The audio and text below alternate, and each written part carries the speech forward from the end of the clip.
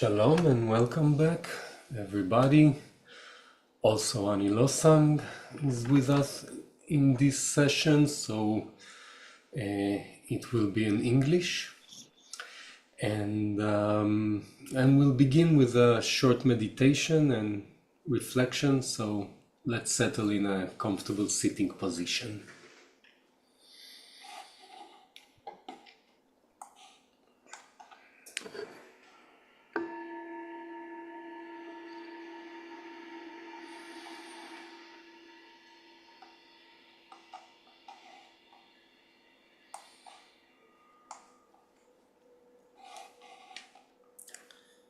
Okay, so how am I right now? מה שלומי עכשיו? With these hours that are going on into the fast, deeper and deeper, how am I right now?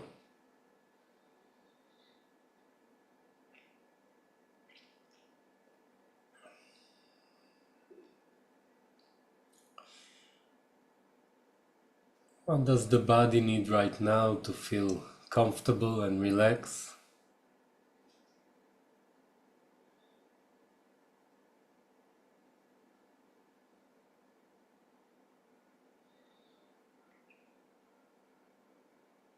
What can I let go of in my mind so that I can feel comfortable and relaxed in this present moment?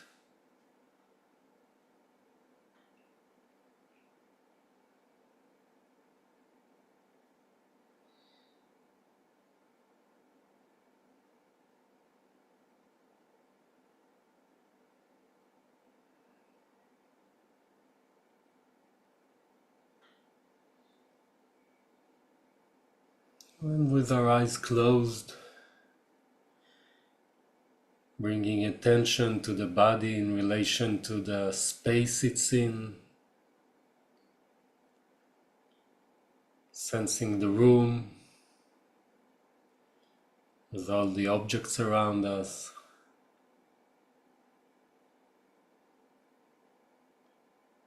Sensing the inner space that we allow ourselves as we sit to this short meditation and reflection.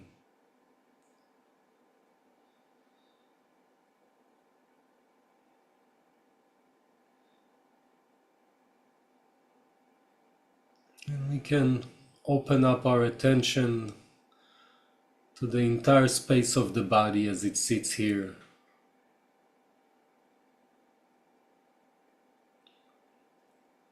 Sensing the breathing process in the whole of the body. Breathing effortlessly. And just leaving the breath to find its own rhythm.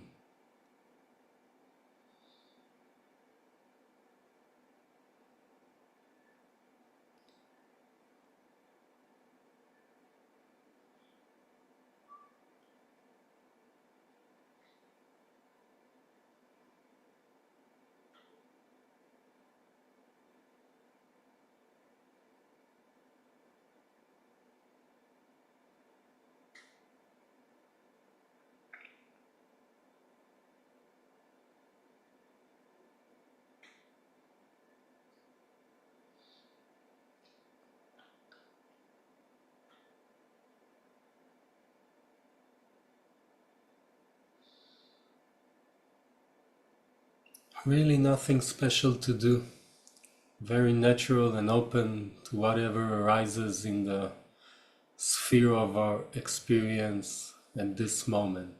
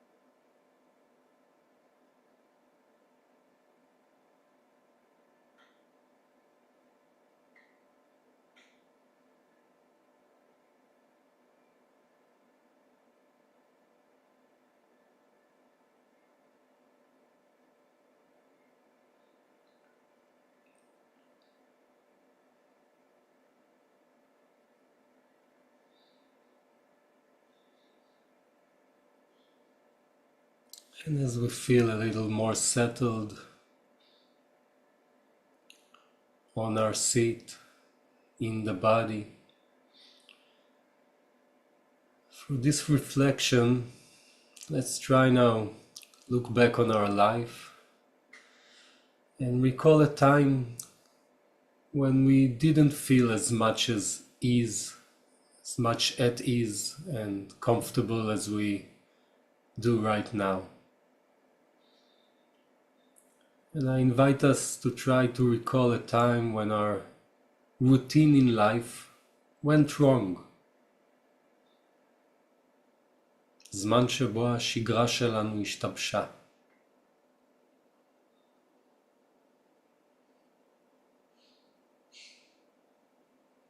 For example, like when we were sick.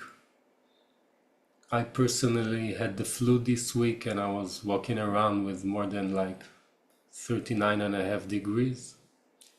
I'm sure that everybody has experienced it at some point in life. So let's recall a time like that, when we had corona maybe, or another physical problem that really disabled us and confined us to our house or even to our bed. משהו שממש השבית אותנו גופנית.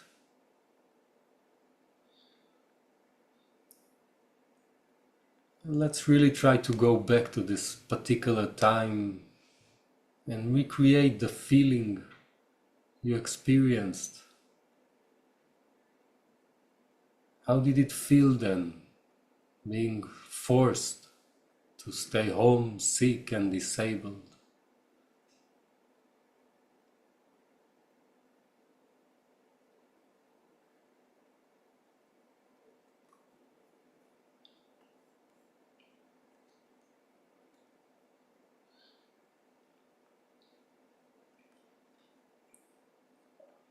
And beyond the physical aspect, which was very unpleasant and painful, how did we feel about the very fact that we got sick?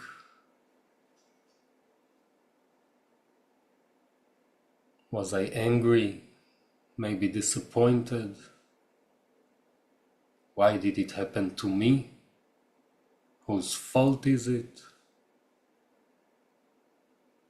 Why did it have to happen at that so uncomfortable time? איך זה הרגיש להיות מושבת?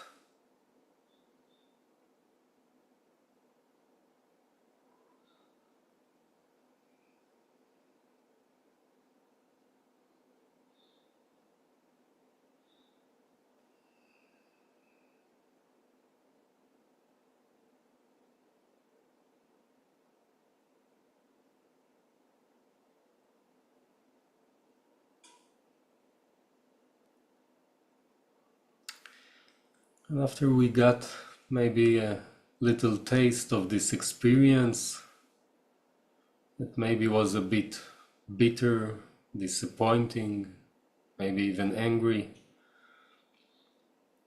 can I now try to broaden my perspective and in retrospect try to see if anything useful came out of this disease? Something positive. Perhaps thanks to the fact that life stopped, maybe I was able to rest as I wanted for a long time, but couldn't get a break from my busy life.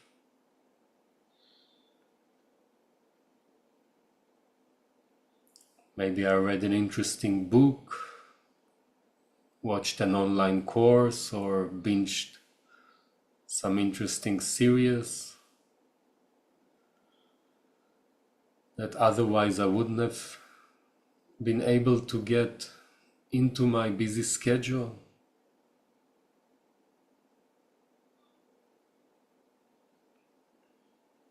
Maybe even more importantly, maybe I got an opportunity to feel empathy and identify with the pain and suffering of others that I heard were sick with corona or whatever it was.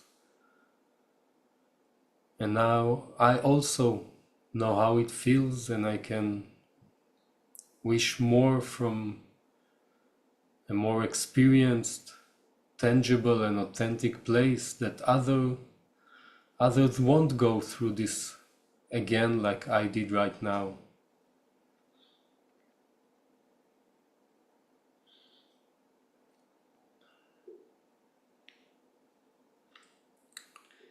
And finally, can I recall maybe other life experiences that are not necessarily corona or whatever?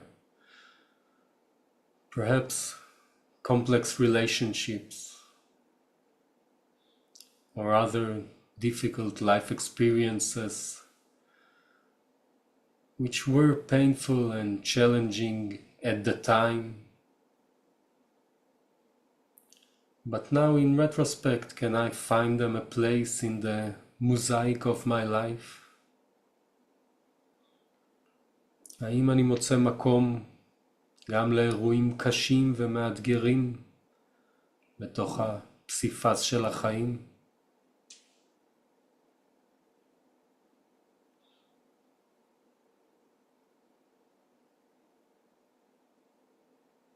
What else was difficult, but now I see that it is an important part of the puzzle, that if I lose it, then I'm getting only a partial and an incomplete picture and experience of my life.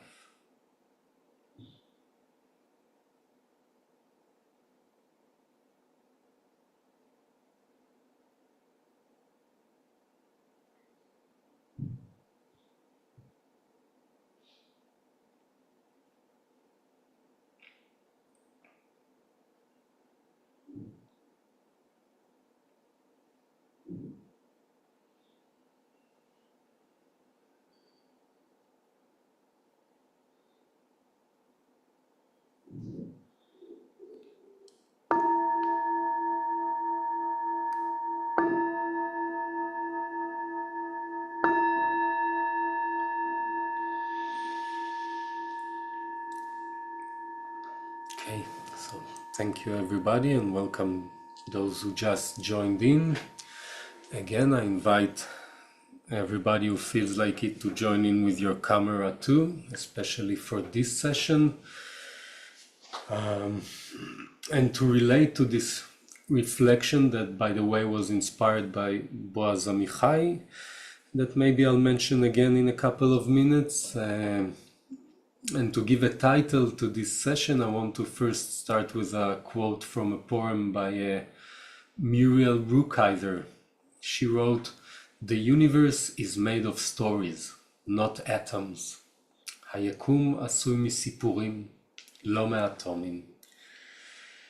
And so this session will be all about storytelling, a little from scriptures, but mostly some personal stories of life experience that I can share. And the first one, after mentioning Boaz, who was one of the people who founded the Dharma Friends of Israel, and later on he founded Shutafim Lamasa, which is an organization that offers spiritual care or spiritual accompaniment to people that are dealing with terminal diseases and other difficult life situations. And I see at least a couple of my friends who join us from Shutafim Lamasa. So hi everybody from Shutafim too. And the first story that I'd like to bring to kind of give a title to this talk is a story about one of the greatest inspirations to everybody in Shutafim Lamasa, which is a man that's called Stephen Jenkinson. Maybe you know him. He visited in Israel a year ago and also a few years back. and he's a kind of a guru in this field of palliative spiritual care or spiritual accompaniment, right? Livui Ruchani. He has this beautiful movie that is called Grief Walker, Melave Evel. You can find it on YouTube, and it's really is recommended for everybody that was born. And the story goes in his first visit in Israel, you know, like everybody who comes abroad, every tourist or friends and family that comes for their first time to Israel, the first time he was here, Boaz and a few other people took him, of course, to see Jerusalem, because, you know, that's our kind of pride and capital. And on the other hand, even though it's our pride, it's also a very, very difficult place, especially for Tel Avivian people such as myself. The minute I get off the bus in Jerusalem, I can sense like the tense atmosphere, which maybe other people can relate to, because Jerusalem is actually a difficult place to be in, right? There's clashes with the Palestinians. We have on one hand a lot of terror, on the other hand occupation and oppression from our side, and all of these people from all these different traditions and religions that really don't seem to get along well. And so people are trying, the people who are accompanying Stephen Jenkinson are trying to describe how real life in Jerusalem feels like. And you know, they say, yeah, there's violence and there are terror attacks and there's occupation and it's really hard, but you have to accept it, you know, you have to accept life, לקבל את החיים. And Stephen Jenkinson, who's really not a new age kind of guy, when he heard this sentence, you know, about accepting life, he kind of turned his very serious look into them and said, accept life? What do you mean accept life? Life doesn't need you to accept it. The flower on the side of the road does not need you to accept it. God does not need you to accept it, and life also really doesn't need you to accept it. They need you to love it. החיים לא צריכים שתקבל אותם, החיים צריכים שתאהב אותם.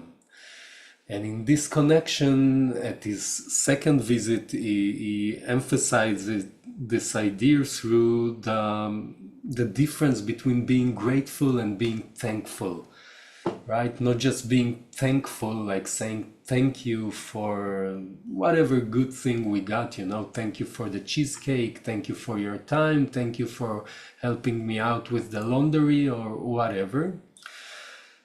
But instead, to be grateful is to be grateful for all aspects of life, because you can truly love life only when we agree to also love its impermanence and finality and the painful and sorrowful aspects of life. And so, kind of in the inspiration of Stephen Jenkinson, I think that a proper title for this session will be Embracing Life After All. לחבק את החיים אחרי הכל. And again, to me, it kind of sounds cute and a bit new agey, you know, לחבק את החיים, לחבק עצים, לחבק כל דבר, right? Because new age people want to embrace everything, from trees to sheep and whatever. But most of the time, if we really try to look at our lives, most of the time it's the hardest thing to do. And this is the thing that maybe we'll see in the stories that I will bring, right? That this is a kind of a life mission that we're called upon to. And the first story that I will share will not be a very personal story, but to continue the kind of a Jubu flow that we began at the beginning of the course, the story that is being told in the Jewish tradition at this very moment at synagogues all across the country is of course the story of the prophet Yonah. I told it in great detail the last retreat. In this one, I will only mention a few important points, and maybe we'll put an emphasis on two important but overlooked messages in this story that are kind of implied between the lines. So the story of Yonah, to kind of tell it shortly, is usually a story that brings the message of forgiveness, repentance, and renunciation. And as we all know, Yonah was called Yonah ben Amittai. Yeah? In Sanhedrin it says Yonah ben Amittai Nevi Emet Haya. Right? It's even implied in Hebrew in his name, Yonah ben Amittai. Amittai like Emet, like truth, and he was a true prophet. And the true prophet, the one who delivers the truth, is a messenger of God. This is his job, to deliver the truth. And God gave Yonah a job. He said, go to Nineveh and give them this angry prophecy. I've seen that they've been acting sinfully and harming each other, and go and give them the prophecy that unless they correct their ways, I will strike them hard and destroy them. And Yonah got cold feet, you know, this job was a bit too big, right? היה גדול עליו, because Nineveh was not big but a huge city. It says in the book of Yonah that it took 3 days to walk across the city of Nineveh. So imagine yourself having to go and preach the truth and try to convince a huge city such as Nineveh, you know, like standing on Broadway and 42nd Street and trying to convince people to, I don't know, do this thing or another. People would probably think that you're just crazy. And so did Yonah feel. He got cold feet and he kind of tried to escape this job, right? So he was trying to escape not only this job, he was trying to escape God as well. And he was trying to escape God means he was trying to escape truth. And to escape truth means living in a lie. And living in a lie is probably the worst thing that a person can do in life. And so he knew what he was doing, and he was sinking deeper and deeper into depression, kind of going down, and he was going down mentally and also physically, because when he tried to escape, he went down to Jaffa, and in Jaffa he went down to Jaffa port, and in Jaffa port he took this merchant ship and they sailed away to sea, and inside this ship he went to the bottom of the ship and just locked himself inside his room, and all he did all day long was what most depressed people do all day long, which was sleeping in an attempt to try to escape the world, escape the truth. But of course, as the story goes, you cannot really escape the truth in life, and the truth comes hunting you down at some point. And God came after Yonah, and he sent this huge storm upon the sea, and all of the sailors on board of this ship got really scared, and everybody was working like mad trying to save their lives. And of course they couldn't, and at some point they called Yonah from his room and they said, "Come on man, what are you doing? We are all going to drown, come and help us save our lives." And who are you? כן, מי אתה בכלל? מה אתה עושה על הספינה הזאת? And Yonah kind of confessed, and he told them, yeah, well, I'm a prophet who is trying to escape God, and actually all of this trouble is happening because of me, and if you want to stop this and save your lives, all you have to do is throw me overboard. You know, Yonah came to a kind of a point in his life where he already gave up. He said, you know what, just throw me to my death and you'll see how the ocean and the winds and the entire storm will quiet down and you'll be saved. And the first expression of forgiveness was from the sailors of this ship, who kind of realized what was the source of this life-threatening problem and still they decided to try to fight the storm, and they said, no, we won't spare your life, you know, this is too much, and we're going to try even harder. And they forgave Yonah, but even though they forgave Yonah, God, or the truth, wasn't willing to let go of Yonah and the whole situation, and the storm became even worse. And then Yonah kind of persuaded them to save their lives and to throw him into the ocean, right? And so the second expression of forgiveness was when the sailors asked forgiveness from God. They said, we're about to do a thing that is really bad, you know, like a lot of times, maybe also in these times in Israel, we do a lot of things that like on an kind of an absolute moral level would look really not good.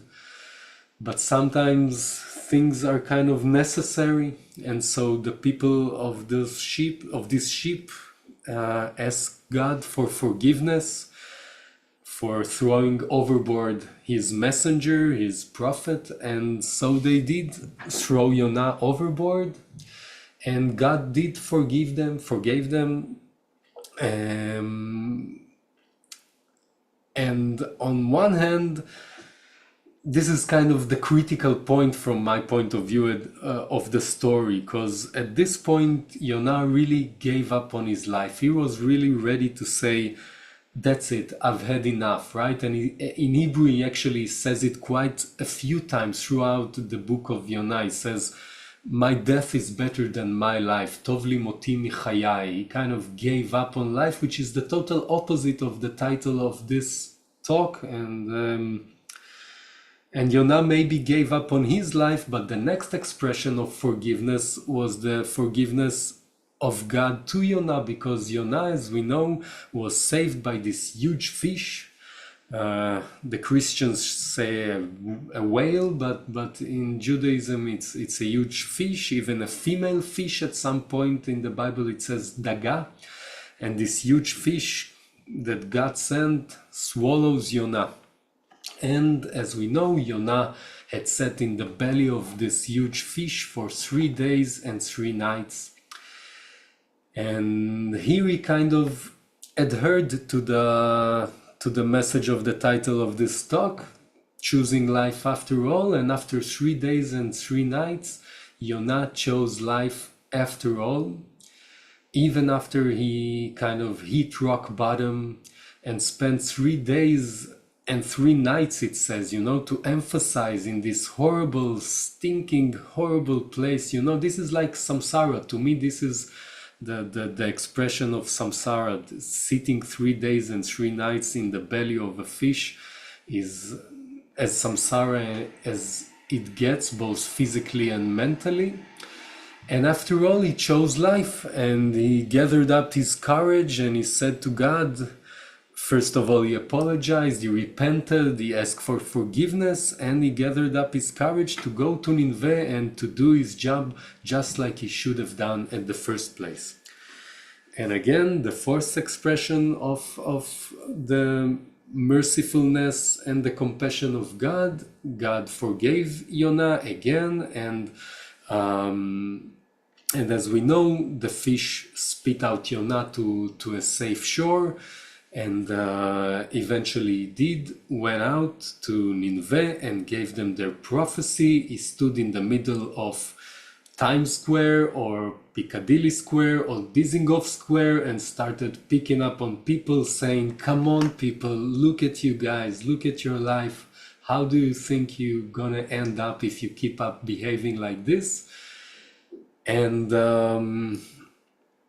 after he gave them the message of God that they have to correct their ways, he went out of the city and sat on some kind of a hill outside the city, and he was kind of looking forward to seeing this apocalyptic scene in which God is going to destroy now the entire city of Nineveh.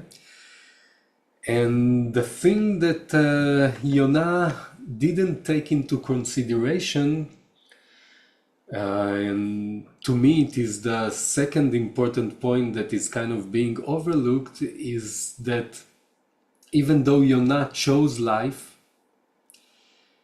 he forgot that the meaning of choosing life also means to agreeing to being willing to get disappointed from life again, right? Agreeing to being vulnerable and being exposed to experience painful emotions and loss and despair and disappointment again. And this is exactly what happened to Yonah after he gathered up his courage to be the messenger of God. And by the way, the first time that he ran away from God was because he was afraid to be a false prophet, right? Navi Sheker. And that's exactly what happened in his eyes in the end, because Nineveh had repented their horrible way of behaving, and God forgave them. He didn't destroy them. And it turned out in the eyes of Yonah that everything that he said didn't really come true. He eventually became the thing that he was trying to escape. And just to mention maybe, the end of the story, Yonah kind of even went and complained to God about it. And again said, Tov moti michayai.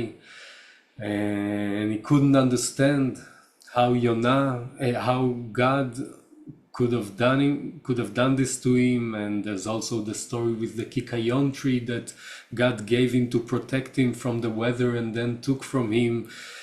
And Yonah was really disappointed from that too. And the final words of this book were God addressing Yonah and asking him, how can you have compassion for a kikayon tree that you didn't even create, and not have compassion for all those dozens of great dozens of many people and animals that I forgave?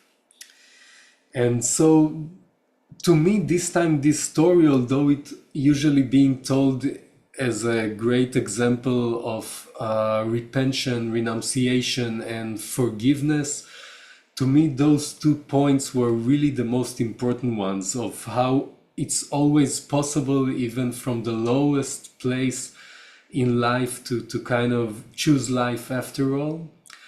But a lot of courage is needed there, and a lot of willingness to be disappointed again, because this is samsara. This is what Ani Losang always stresses to us, it still is a prison of uncertainty, disappointment, unsatisfactoriness, and endless kinds of suffering and pain. So there's a kind of even responsibility that comes with choosing life after all and embracing them after all. So maybe we take one silent minute before we go on to the next story.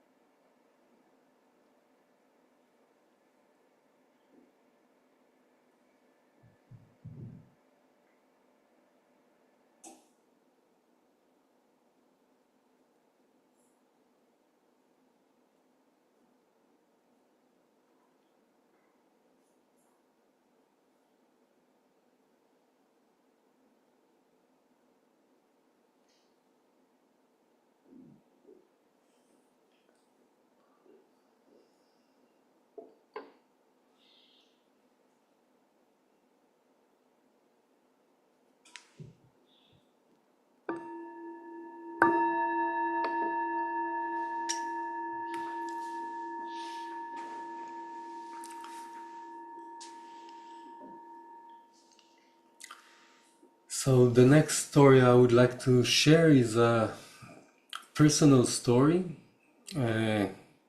of myself and also of Nir Dgani that passed away this year after many years of coping with cancer. And Nir was a friend of mine, and she was also, I was her spiritual companion at שותפים למסע, היא הייתה מלווה שלי.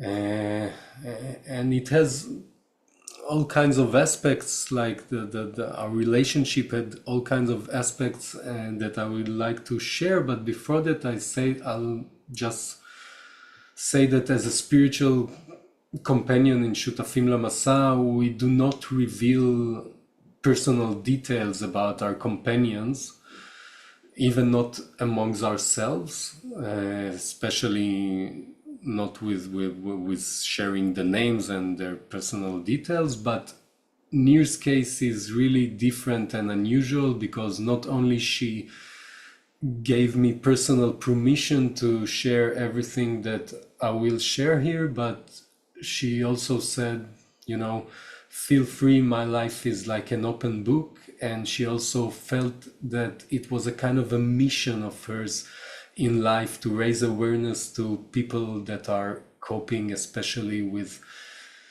cancer. And maybe I'll share a picture of her, so we'll have a kind of an image. So this is Nir. I really like this picture of hers. It's a picture that was taken really at the last period of her life.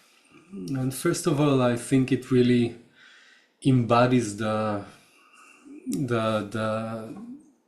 nature of impermanence that I shared with you throughout this retreat. First of all, it's black and white, so it's always kind of nostalgic to look on black and white pictures. It's something that was somewhere in the past, and also like the pain that cracks and peels off these old buildings, and the hour of the day where you can see the shadow, and it also kind of embodies impermanence and the movement of time.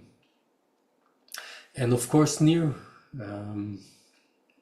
who's no longer with us, at least not physically, but I will try to somehow bring something of her presence. And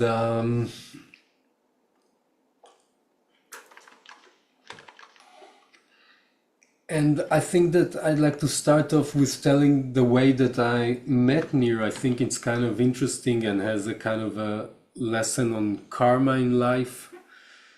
Ani Losang has talked about how we have to create the causes and conditions in order for things to happen in life. And I'd like to share like 3 meetings that I had with Nir. The first I met Nir in the year 2016. And I met her not as a spiritual practitioner, I met her as a musician. Nir herself was a very artistic person. She was a musician. She studied at Rimon Music of School, and she also was a dancer. She studied at the Academy of Dance and Music in Jerusalem. And among other strange or unusual things that I do in life, I sing in a choir in a church.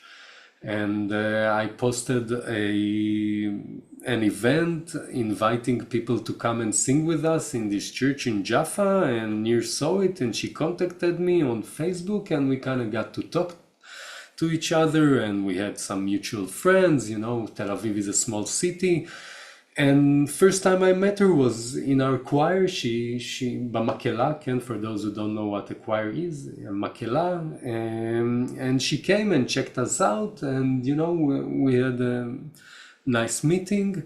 And then I kind of saw her here and there, maybe in the neighborhood in southern Tel Aviv, or maybe on Facebook. And the third time I met her, the second time I'll tell in a minute, but the third time I met her was when the coordinator at Shutafim Lamasa had called me and offered me to meet this young woman who was dealing with cancer. And I didn't really relate to Nir. I heard the details and I said, okay, give me her phone and I'll talk to her, maybe we'll meet. And as I dial her number on my phone, suddenly her name pops out of my contacts, and I remembered, oh, that's Nir. I knew she was sick also back then because she was ill with cancer for many years. And the amazing thing about this time that I got to talk to Nir after not talking to her for many years, you know, I was kind of a little embarrassed. I called her and I said, hey, you know, we know each other from like being musicians, and now I'm calling as a spiritual practitioner, and our meetings and all the information of being sick is kind of intimate, and, you know, I kind of felt uncomfortable, and I wanted to make sure that she feels comfortable. And amazingly, I wanted to make her feel comfortable, but she made me feel comfortable, you know. From the first time I talked to her, Nir had this wonderful quality of making you feel comfortable and relaxed from the first minute you met her, you know. And this is to me an amazing a quality for a person, you know, to make you feel relaxed and okay as you are from the first minute you meet those people. And there are a lot of people like that. So this is a beautiful quality of Nir that I wanted to mention. And then from the Buddhist point of view, the second time I met Nir, I didn't remember it. And only a few months before she died, in one of our meetings, I mean, after I called her, we started meeting on weekly basis. I met her once every week or every couple of weeks, depending on her treatments. And we had deep and beautiful conversations and beautiful meditations together, like one-on-one. We had really beautiful time together. And eventually, by the way, Nir became one of Shutafim Lamasa. She entered the program and she started studying for herself, and she became a part of the community. And at our maybe one of our last meetings, I kind of mentioned, hey, how strange is that we met for the first time in 2016, then we didn't meet for 5 years, and then I kind of become your spiritual friend at Shutafim Lamasa, you know, the second time I meet you. And she said, no, that wasn't the second time. We met another time. And I totally forgot about it, but Nir reminded me, and then I remembered. The second time was at the same year that I first met her.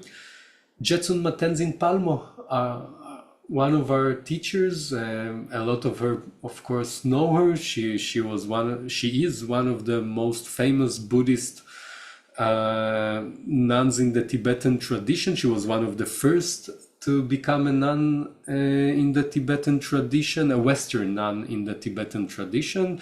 And maybe you know her because of the book and movie Cave in the Snow. She sat for like 12 years meditating in a cave. And she's a really inspiring teacher. And when she came to Israel, we had this, she'd been here a couple of times. And at that time, we had a really big meeting in Shfaim. And we hired this big venue, and Nir volunteered to help with organizing the event. And there was a point that she was coming out of this venue, of this movie theater or something that we held the event there. And I was going inside, and she was so surprised seeing me there, because she thought that I was just a musician singing in this choir in Jaffa. And she didn't know that I was like a part of the Dharma Friends for like 12 years by then or something. And we kind of talked, and we had a nice laugh on, you know, how can things turn out to be, and what unexpected places people can meet each other at. But in an even deeper level, at the end of this event, I had a talk with a young woman who we got to know each other, and at the end of the talk, apparently she was the coordinator of Shutafim Lamasa. Back then, it was the first year of the project of Shutafim Lamasa. Boaz had just started it, and she was the coordinator, and she said, come on, you're in the Dharma Friends of Israel, Boaz from the Dharma Friends of Israel, you practice meditation and the Buddhist path, you should join us, come on, be a part of Shutafim Lamasa. And I was all like, no way, not in a million years, you know, go to dying people's houses and talking to them and doing meditations with them, no way. You have to be at least an old Chinese sage that doesn't even knock on your door. He comes hovering through the window. He always knows the perfect thing to say to those people in these terrible life situations. And I completely rejected it. And eventually it took me a couple of more years to gather up some courage. And eventually I did join Shutafim Lamasa. But the amazing thing, like the invitation, the seed was already planted. Like my future was already laid out in front of me there. Not only my future as a spiritual companion in Shutafim Lamasa, but also Nir, which will be the most substantial and meaningful relationship that I will have, at least until now, for the 5-6 years that I'm a part of this project. And it just shows how we never know, you know, we really don't know anything. Life are in front of our eyes all the time. Karma is being created and each and every moment, and we really never know which people and what kind of relationships we are going to have with them. So this is another kind of, in my eyes, amazing ways of how life unravels itself in a certain moment that you can only appreciate maybe a decade later when you sit in a meditation and reminded by me or by Boaz to kind of reflect of unpredictable and unlikely life events that will become really meaningful in the future. So we're getting really close to the end of this session, and I like to bring a text that Nir herself wrote to kind of conclude. But before that, I would like to shortly kind of also remind Nir in another occasion that is really relevant for us being here. And this is last year Yom Kippur retreat. Nir was with us at last Yom Kippur retreat, and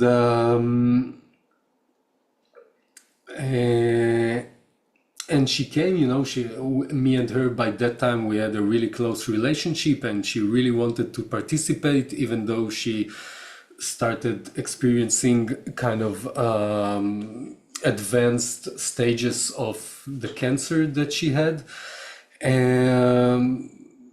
But she came, and at first everything was kind of okay, but you know, to every really bad disease there are kind of points of deterioration, like events that you can definitely say this event is not a good sign, and it kind of shows a point of deterioration. And unfortunately Nir had that experience on our retreat, and I kind of feel I owe her mentioning it and remembering it a year afterwards.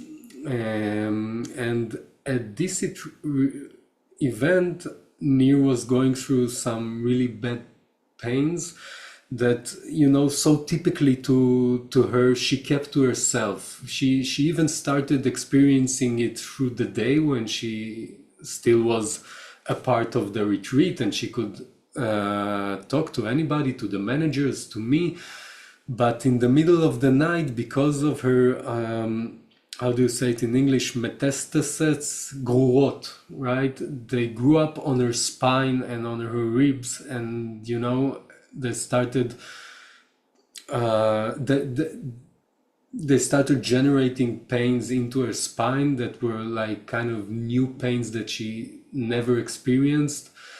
And she was going through really tough time, and as the night, as she went into the night, the pains grew even harder, and she kind of tried a little to get the managers, but you know, she couldn't really remember which room they were, and she couldn't get them.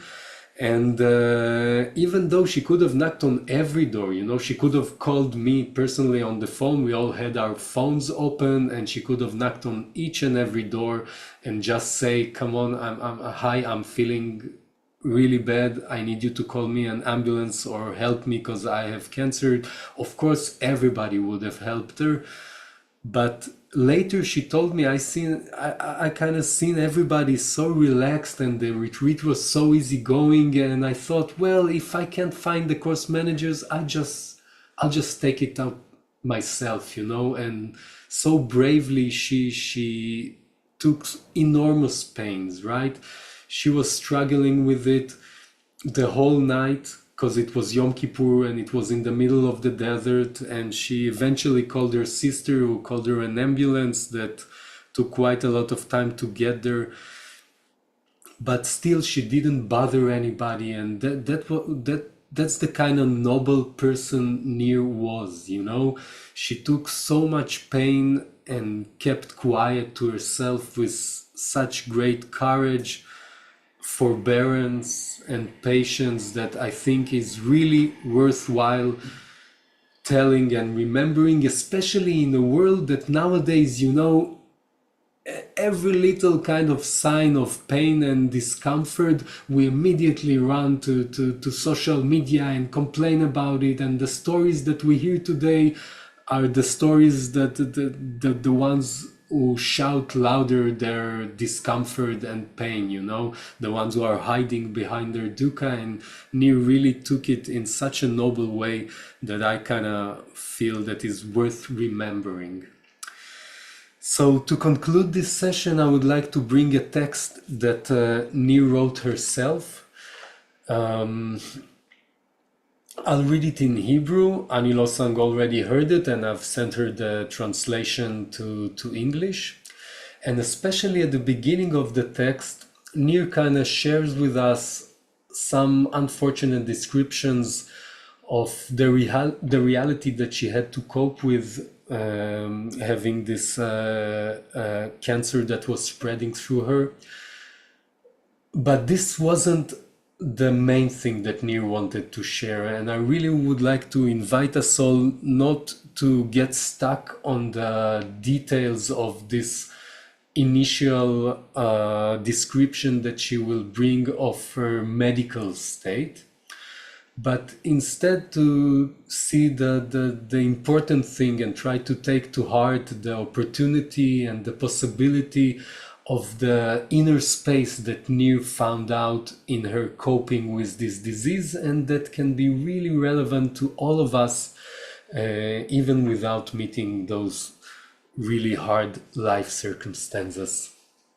So maybe I'll share again her photos so that we can hear her words and have a sort of an image of her and a memory of her. If you feel like closing your eyes and listen to it from a more gathered place, it's also can be a good idea.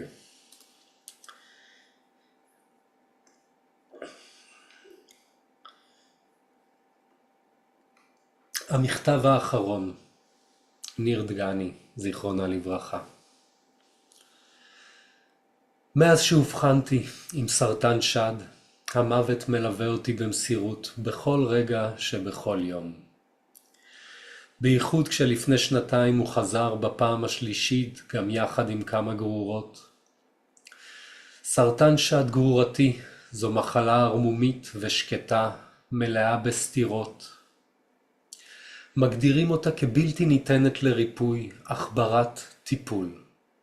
מה שאומר שאני מקבלת טיפול שמשאיר את הסרטן רדום לעת עתה ומאפשר לי לחיות באיכות חיים טובה יחסית עם מעט תופעות לוואי.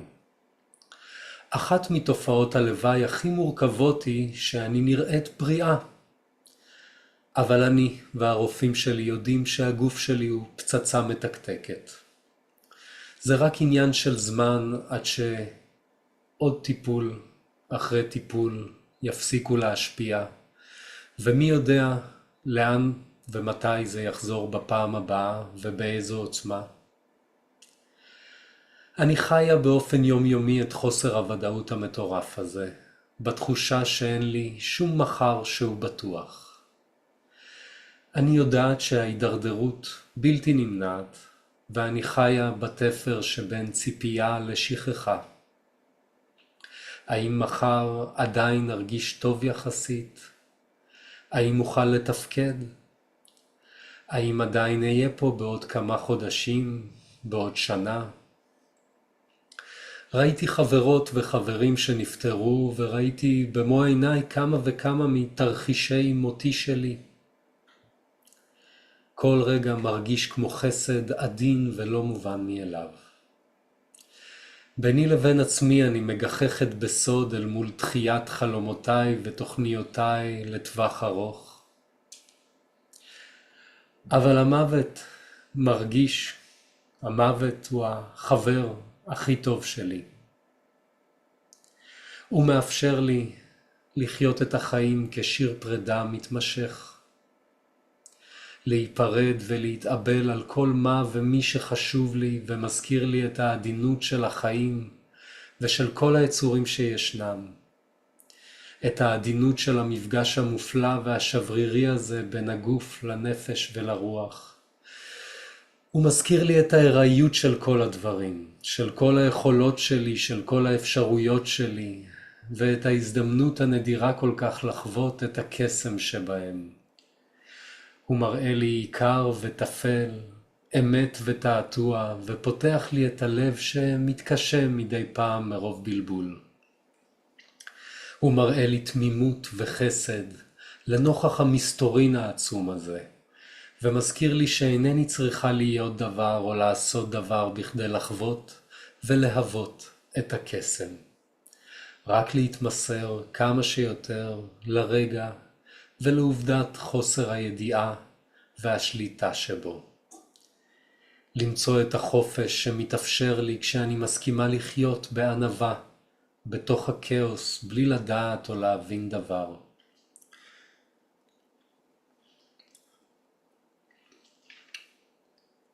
כשאני מסכימה לראות את כל האושר שישנו בכל רגע, לאהוב אותו ולהסתפק ממנו באמת. לפגוש בתוכו את הכל ואת כולי, גם את הכאב והפחד. לחיות מהסוף להתחלה, בחמלה, בפליאה וברוך. עד שאתאחד מחדש עם האדמה והרוח, עד שיהיה מזון לתולעים ואמשיך את התנועה של החיים המשתנים ללא הרף. החוויה של המוות שלי, המוחשי, הקרוב כל כך, הנושף לי בעורפי מדי יום, העורב לי בפינת כל רחוב, הוא הדבר שמפיח בי חיים. Let's sit for another minute with these impressions.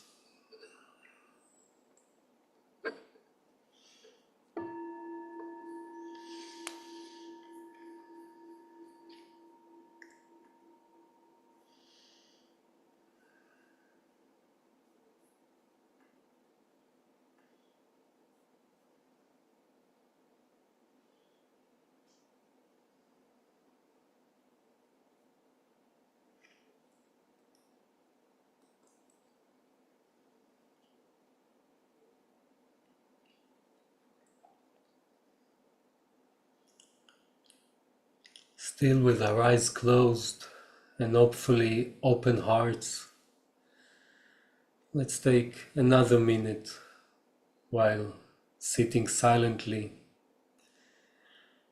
and conclude with a short poem by the poet Ellen Bass that's called The Thing Is, again in Hebrew. העניין הוא לאהוב את החיים, לאהוב אותם אפילו כשאין לך בטן לזה, וכל מה שהיה יקר לך מתפורר כמו נייר שרוף בידיים שלך. הגרון שלך מלא בגרגירים הדקים שלו. כשהאבל יושב איתך החום הטרופי שלו מעבה את האוויר, כבד כמו מים, מתאים יותר לזימים מאשר לריאות. כשהאבל מכביד עליך כמו הבשר שלך, רק יותר מזה, השמנת יתר של צער. אתה חושב, איך גוף יכול לעמוד בזה? ואז אתה מחזיק את החיים כמו פנים, בין כפות הידיים שלך. פנים פשוטות, בלי חיוך מקסים, בלי עיניים סיגליות. ואתה אומר, כן, אני אקח אתכם, אני אוהב אתכם, שוב.